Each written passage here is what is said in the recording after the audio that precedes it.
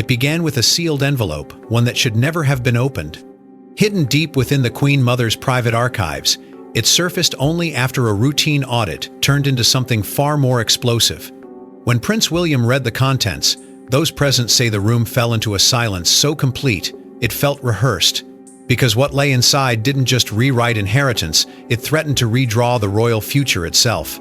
Before we go deeper into what this really means for the royal family, make sure to subscribe so you don't miss a single update. At first, it was dismissed as procedural, another quiet review tied to the ever-expanding responsibilities of the duchy, a system designed to protect the crown's vast and often mysterious holdings. But insiders suggest this particular audit carried an unusual weight from the beginning. The documents weren't part of the usual flow of records.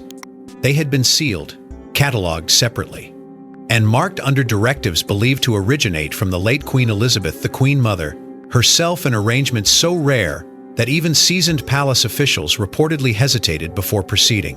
What was uncovered wasn't just paperwork, it was a vault, meticulously preserved, its contents shielded from decades of scrutiny. And when William was alerted, it wasn't through public channels or routine briefings, it came quietly, urgently, through the kind of communication reserved for moments that could alter the very structure of the monarchy. Those familiar with the internal workings of the royal household have long described these archives as more than historical storage. They are, in many ways, instruments of control, documents that shape decisions long after their authors are gone. And this particular vault, according to whispered accounts, had remained untouched for years, its existence known only to a select few. The moment it was opened, everything changed. The material inside was immediately classified as highly sensitive, a designation that triggers layers of protocol designed to contain information before it can ripple outward. Staff were reportedly instructed to step back, access was restricted, and the usual transparency between departments quietly dissolved. Even within the palace, the circle of awareness tightened. It was in this atmosphere of controlled urgency that Catherine, Princess of Wales, was summoned. Not invited, not scheduled, summoned. The distinction mattered. Those close to the situation suggest the timing was deliberate, almost immediate, as though her presence was not just relevant but essential. And when she arrived at Kensington Palace, the tone of the meeting was already set, measured, serious, and unusually guarded.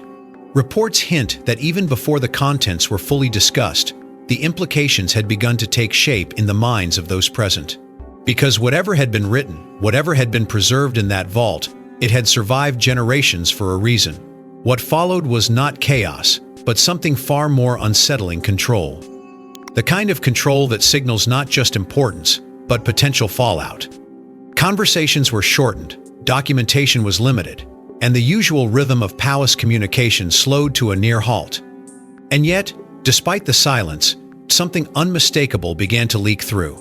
Subtle shifts in behavior. Aides speaking in half sentences. A tension that lingered just beneath the surface of routine engagements. Media insiders would later claim that something was off for weeks, though no one could quite define it. Now, those early instincts appear less like speculation and more like the first tremors of a much larger revelation. Because beneath the formal language and controlled responses, one truth was becoming impossible to ignore. This was not a routine discovery. It was a disruption, quiet, contained, but powerful enough to alter perceptions, relationships, and perhaps even the balance of influence within the royal family itself. And as the implications began to settle, one question started to echo behind palace walls. Why had this been hidden for so long? And why was it being revealed now? But what the document revealed wasn't just unexpected, it was unprecedented in modern royal history. For decades, the Queen Mother's sealed vault was treated as a relic, untouchable, unquestioned, and largely forgotten. But insiders now suggest it was never meant to stay hidden forever. The timing of its opening, coinciding with a fragile monarchy and shifting power lines, has raised one haunting question. Was this discovery an accident or the final move in a strategy set in motion long before? To understand the weight of that question, one must step back into the quiet but calculated world of Queen Elizabeth, the Queen Mother, a figure often remembered for warmth and resilience, yet equally defined by an almost surgical understanding of legacy. Reports suggest she maintained a parallel system of documentation, private letters, sealed directives, and carefully structured instructions designed not for immediate use, but for moments of institutional vulnerability. These were not casual records. They were instruments, preserved with intention, shielded by legal frameworks that ensured they would remain dormant until a specific threshold was reached. And according to those familiar with royal archival practices, such vaults are not opened lightly.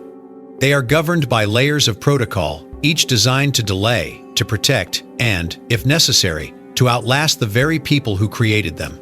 The structure itself is as fascinating as it is unsettling. Royal vaults of this nature are often bound by delayed disclosure clauses legal, mechanisms that allow documents to remain sealed until certain conditions are met. It is a system rooted in continuity, designed to ensure that decisions made in one era can influence another without interference. And yet, what makes this case different, what has unsettled even seasoned observers, is the timing.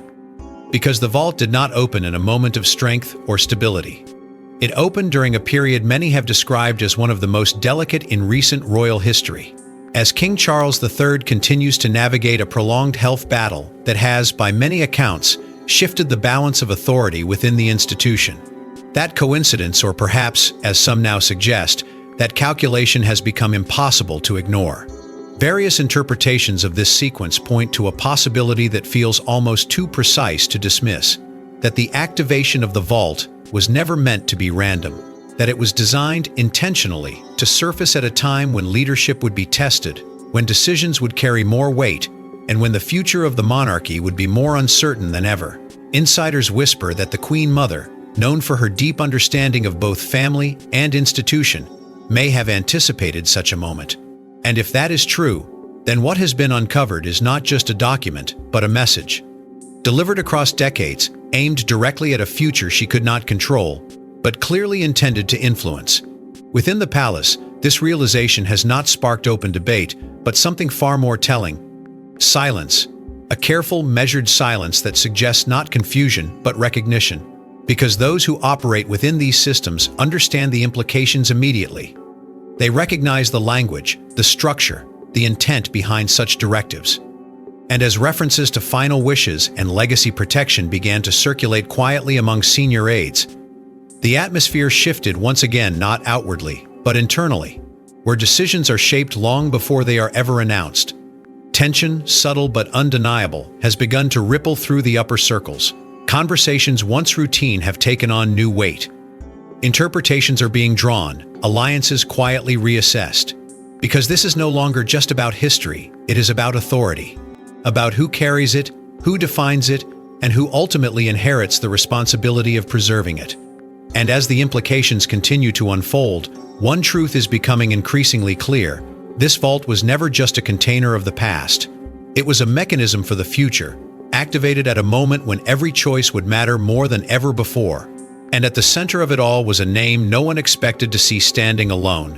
When the name was finally read aloud, it reportedly stopped even the most seasoned palace officials in their tracks. Catherine, Princess of Wales alone, unchallenged and unmistakably designated. Not as part of a shared trust, not as a symbolic figure, but as the sole beneficiary. In a family defined by hierarchy and balance, such a decision wasn't just rare, it was destabilizing. For a moment, according to those familiar with the exchange, the room didn't react in the way one might expect. There was no immediate protest, no visible disagreement, only a silence that carried something heavier than shock. Because this wasn't just a name being read, it was a declaration, preserved across decades, now colliding with a modern monarchy built on careful distribution of roles, influence, and visibility. And the absence was just as striking as the inclusion. No secondary names, no shared custodianship, no carefully worded balance to soften the impact. Just Catherine, standing alone in a decision that seemed to defy the very structure it was entering. Insiders suggest that the first wave of reaction was not outward, but internal, measured in glances, in pauses, in the kind of quiet recalculations that happen when something fundamental shifts. Because within royal systems, inheritance is rarely just about possession. It is about signaling, about trust, about who is seen not only as worthy, but as essential to the continuity of something far larger than themselves. And in this case, that signal was unmistakably direct. Various interpretations of the directive have pointed to its clarity language that left little room for reinterpretation, instructions that appeared deliberate in their exclusivity. It wasn't framed as a possibility, it was framed as a certainty. The implications began to unfold almost immediately, though not in public. Within palace circles, where tradition often carries as much weight as law, this kind of designation introduces questions that cannot be easily answered. Why Catherine, and why alone? What precedent does this set for future decisions? And perhaps most unsettling of all, what does it say about those who were not named? Because in a structure where inclusion is carefully managed, exclusion becomes its own form of message. Reports suggest that even among senior aides, there was a sense that this was not just an inheritance, it was a repositioning. A quiet but undeniable shift in how influence might be distributed moving forward. Beyond the palace walls, the first hints of tension began to surface in subtle ways. Media insiders, often attuned to the smallest changes in tone and access, started to note inconsistencies, invitations that felt more selective, briefings that seemed more controlled, a growing sense that something significant had occurred, even if the details remained tightly guarded. And at the center of it all, Catherine herself composed, measured, and outwardly unchanged, yet now carrying a designation that few could fully interpret, and even fewer could ignore. Through it all, Prince William's response became a quiet anchor. Those close to the situation suggest his stance was immediate and unwavering, not reactive, but protective. Not just of Catherine as his partner, but of what the decision represented. Because if the directive was as deliberate as it appeared, then it wasn't simply about honoring the past. It was about preparing for the future. And in that future, Catherine's role, already significant, had just been redefined in a way that carried both weight and consequence. What made the moment so powerful was not just its content, but its clarity. There were no ambiguities to debate, no shared interpretations to soften its edges. It was precise, intentional, and in many ways, final. And as the realization settled in, one truth began to take shape beneath the surface of protocol and composure. This decision was never meant to be temporary. It was designed to endure, to influence, to reshape. But the deeper implications weren't about wealth, they were about power. To understand why Catherine was chosen, one must look beyond the present and deep into the Queen Mother's long game. Known for her quiet influence and unwavering sense of duty, she didn't make decisions lightly. And according to those who study her legacy, this wasn't favoritism. It was foresight. Because the legacy of Queen Elizabeth, the Queen Mother, was never built on impulse. It was constructed slowly, deliberately, through decades of observing the monarchy at its most vulnerable and its most powerful. She lived through abdication, war, reconstruction, and the steady transformation of a centuries-old institution into something that had to survive modern scrutiny. Those who have studied her methods often describe a woman who understood that the monarchy's greatest threat was not external pressure, but internal imbalance. And so, her decisions, particularly those tied to legacy, were rarely about the moment in which they were made. They were about the moment in which they would matter most. Reports suggest that in her later years, she became increasingly focused on continuity, not just of bloodline, but of behavior. Duty, stability, and public trust were not abstract ideals to her, they were measurable qualities, observed over time, tested under pressure. And within that framework, certain figures naturally aligned more closely with her vision than others. This is where Catherine, Princess of Wales, begins to emerge not suddenly, but gradually, as someone whose approach mirrored the very principles the Queen Mother had spent a lifetime defending. Composure under scrutiny, respect for protocol, a consistent, almost unspoken commitment to the institution over the individual. These were not dramatic gestures, but they were precisely the kind of qualities that, over time, build trust in a system where perception is as critical as reality.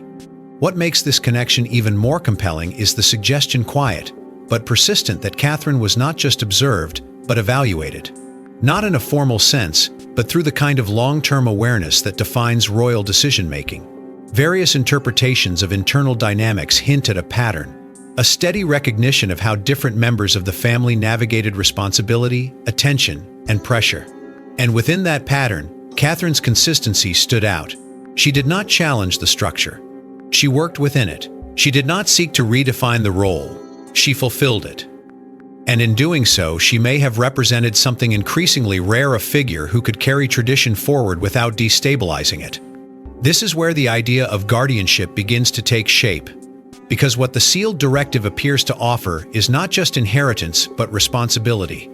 A transfer not of ownership, but of stewardship. The distinction is subtle, but critical. Ownership can be divided, negotiated, even contested. Stewardship, however, demands clarity. It requires a single point of trust, a figure through whom decisions can be channeled without dilution. And if the Queen Mother's intention was to protect a legacy from fragmentation, then the choice of a sole beneficiary begins to feel less like an anomaly and more like a strategy. Of course, such a strategy does not exist in isolation. It inevitably creates contrast. Because for every alignment, there is a divergence. And while no names are explicitly mentioned within the directive, the absence of others speaks in its own quiet language. Different approaches to duty, different relationships with public perception, different interpretations of what it means to serve. These contrasts, once subtle, now take on new significance in light of the decision. They invite comparison, not through accusation, but through implication. And in a system where implication often carries more weight than declaration, that difference matters. What begins to emerge then is not a simple act of selection, but a carefully constructed message, one that extends beyond Catherine herself. It speaks to the kind of monarchy the Queen Mother believed in, one rooted in restraint, continuity, and a deep understanding that the institution must always come before the individual. And if her final directive reflects that belief, then it is not just shaping the present, it is attempting to secure the future. Still, not everyone was prepared to accept what this meant. Almost immediately, the atmosphere within royal residences shifted. Conversations became shorter, meetings more guarded. And according to palace insiders, certain figures were noticeably absent from discussions they once dominated. Because while the document named Catherine, Princess of Wales, it also quietly excluded others, and that silence spoke volumes. What followed was not open conflict, but something far more complex, an internal recalibration that unfolded behind closed doors and within carefully controlled conversations. Reports suggest that different royal factions responded in markedly different ways. Some remained outwardly composed, adhering to protocol as though nothing had changed, while others, according to insiders, began to reassess their positions with a quiet urgency. Because in a system where influence is rarely declared and often implied, even the smallest shift in recognition can trigger a chain reaction. And this was no small shift. This was a redefinition of proximity to power. Those familiar with palace dynamics describe an almost immediate distancing, not dramatic, not public, but deliberate. Invitations became more selective. Informal consultations, once routine, grew less frequent.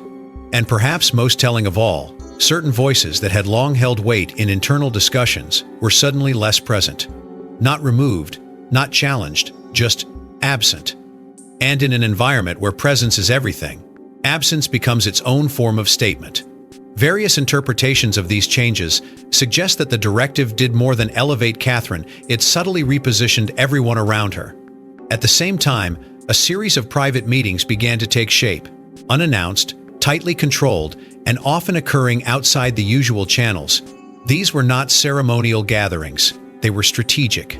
Insiders whisper that these discussions focused less on the document itself and more on its implications, how it might influence future decisions, how it might alter long-standing arrangements, and perhaps most critically, how it might be interpreted beyond palace walls. Because while the directive remained confidential, its effects were already beginning to ripple outward, and those responsible for maintaining stability were keenly aware of the risks. The media, as it often does, began to sense the shift before it could define it.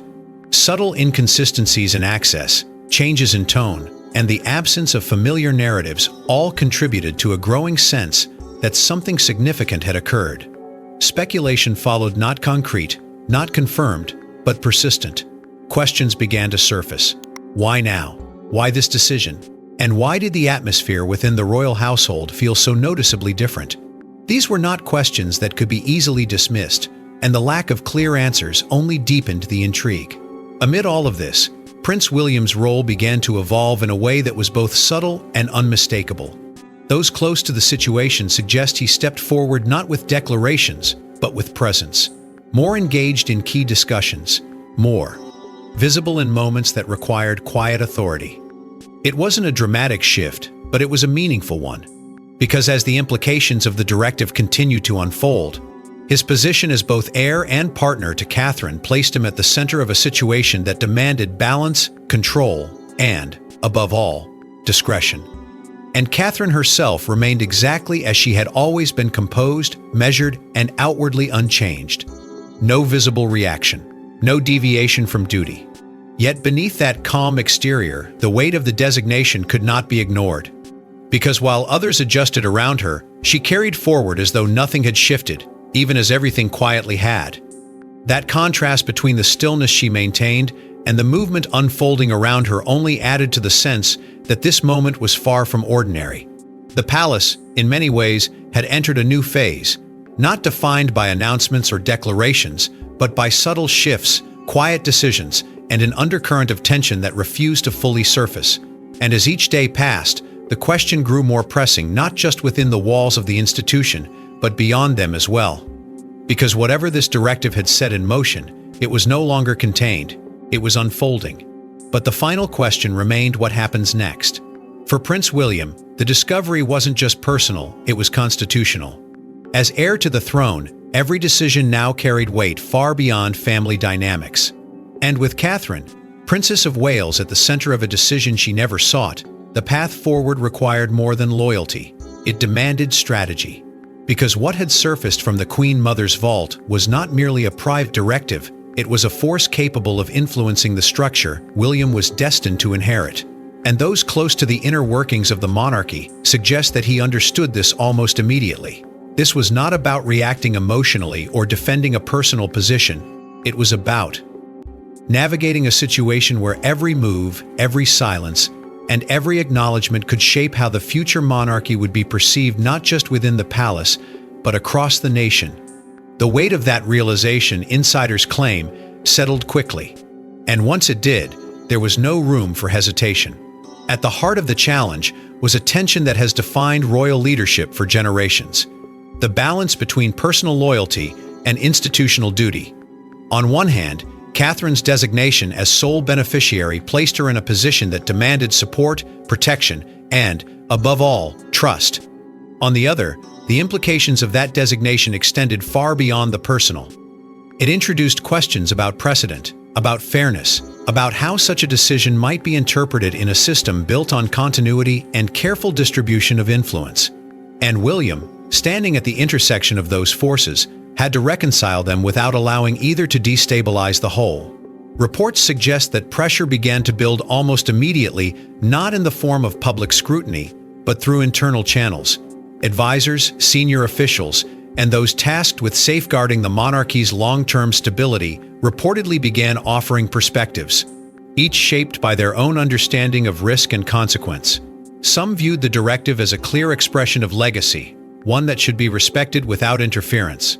Others, more cautious, raised concerns about how it might be perceived if ever revealed, and what it could mean for the delicate balance that defines royal authority. These were not disagreements in the traditional sense; they were competing interpretations of responsibility. And navigating them required more than instinct. It required control. Public perception, though not yet fully engaged, hovered quietly in the background as an unspoken factor that could not be ignored.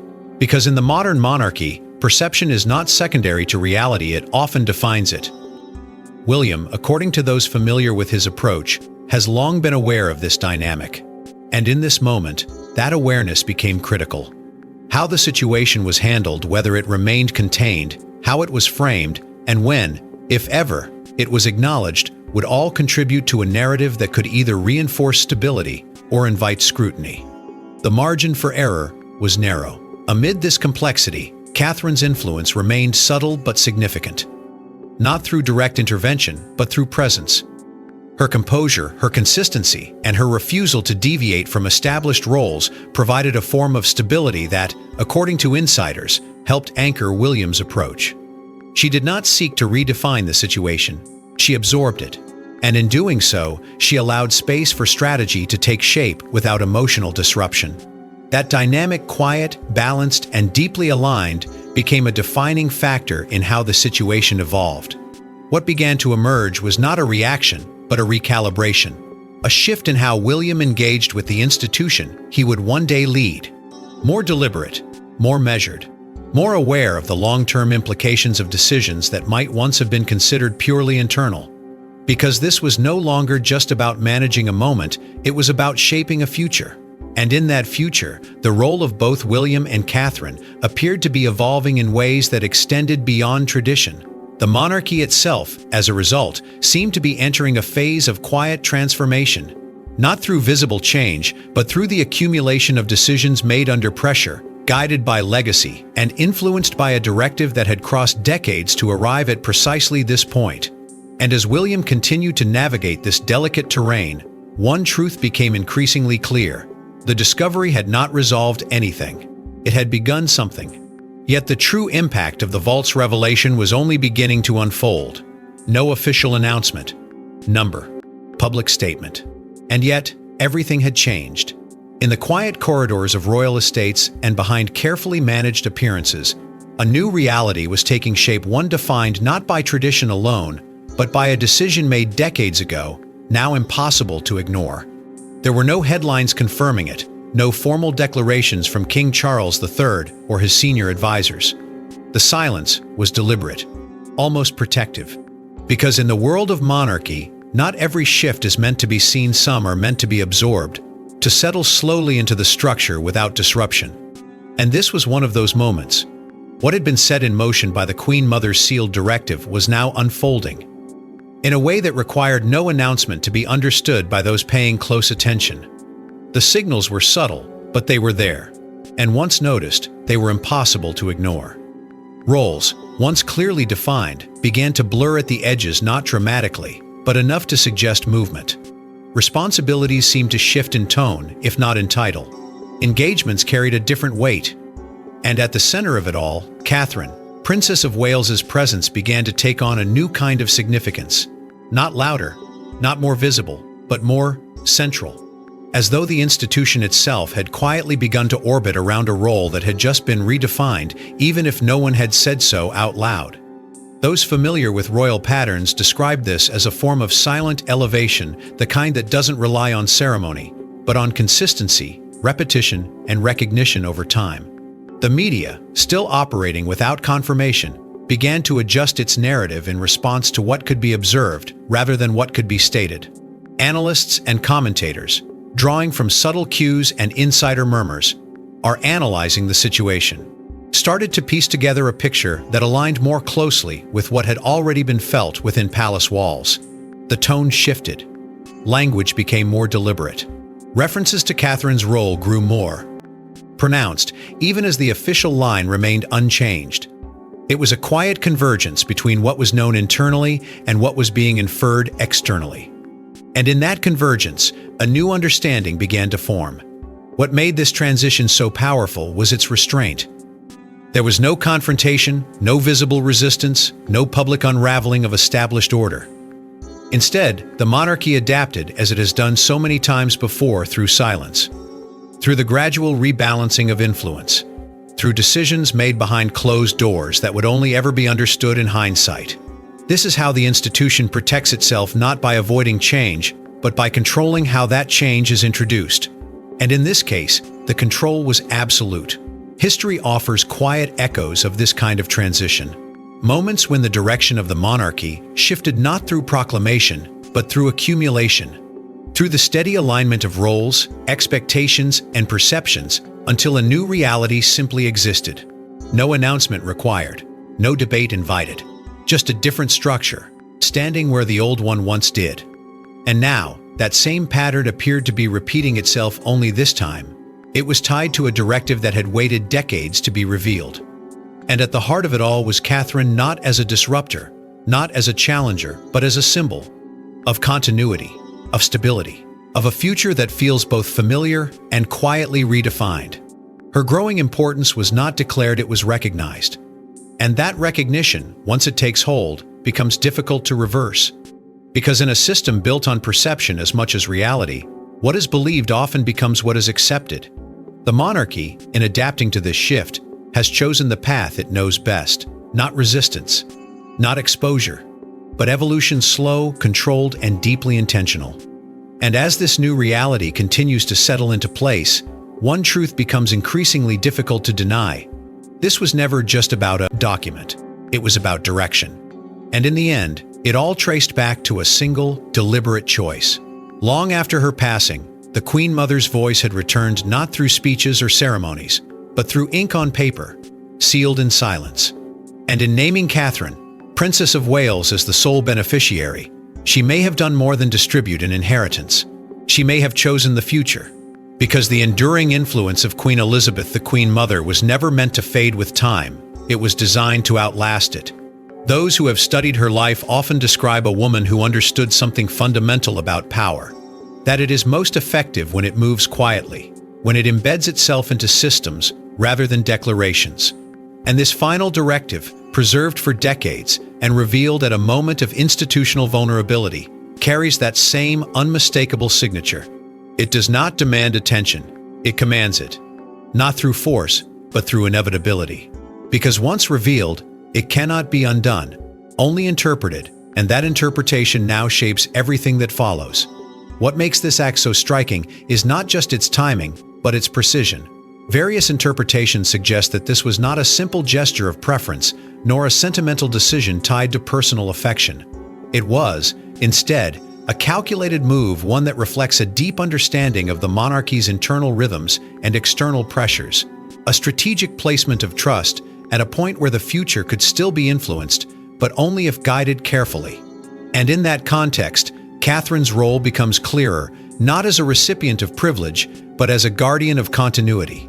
A figure positioned not to disrupt, but to preserve, not to redefine, but to carry forward.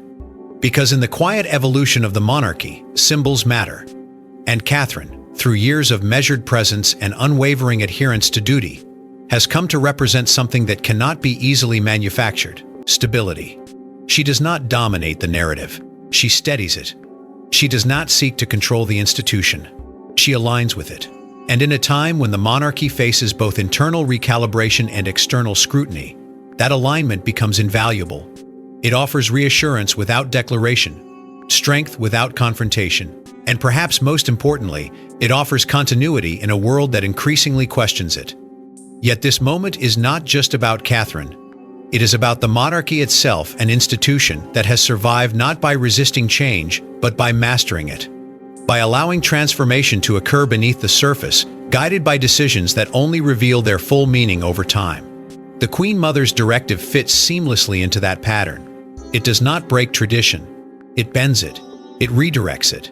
And in doing so, it ensures that the monarchy remains not just relevant, but resilient.